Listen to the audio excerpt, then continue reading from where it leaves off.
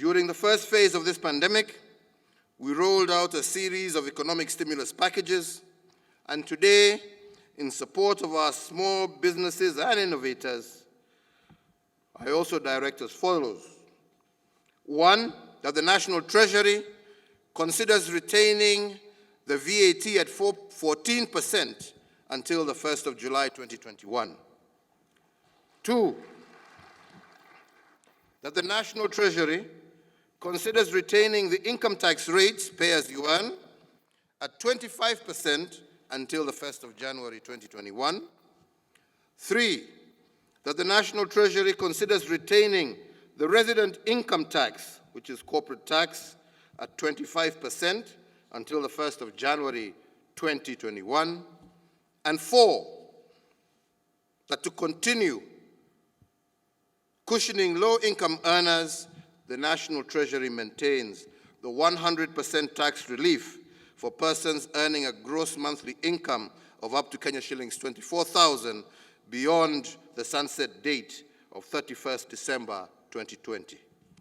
Five, that to continue cushioning our micro, small, and medium-sized enterprises, the National Treasury considers maintaining the reduction of the current turnover tax from 3% to 1% for all micro, small, and medium-sized enterprises. And six, to enhance access to credit for our micro, small, and medium enterprises, the National Treasury is directed to expedite the ongoing rollout of the Credit Guarantee Scheme in partnership with participating banks as well as our development partners. The Credit Guarantee Scheme, as approved by Cabinet, is a risk-sharing partnership between the government and the banks, which will afford our enterprises across the country to access credit and would increase the amounts that we can lend to this sector by an additional 100 billion shillings. So, fellow Kenyans, when COVID pandemic hit us in March this year, we did not know the extent of the crisis. In between the crisis, I told you that we were in what I was calling the fog of war. The theaters of war were invisible and indeed foggy. However, today, I am comforted by the fact that we are not running in the dark. We might not know everything about the pandemic, but we do know a lot more than we did in March. And although we only know in part, we are better prepared today than we were in March this year. Our level of civic consciousness and responsibility is much higher.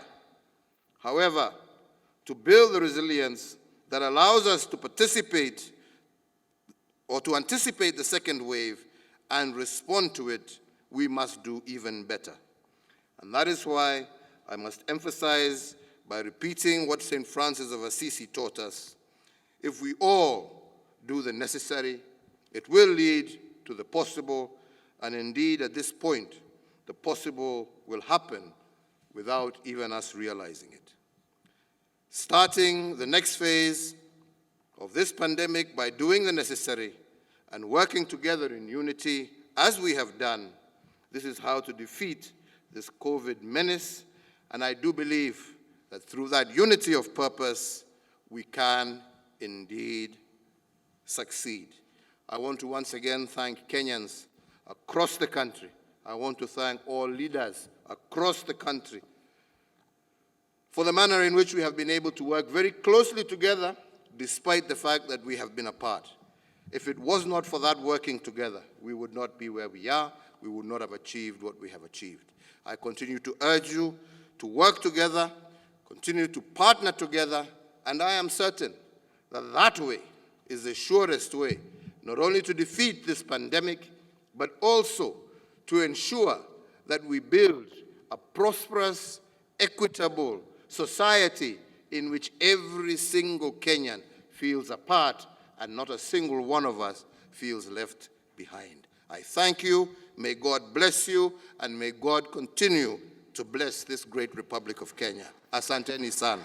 Thank you.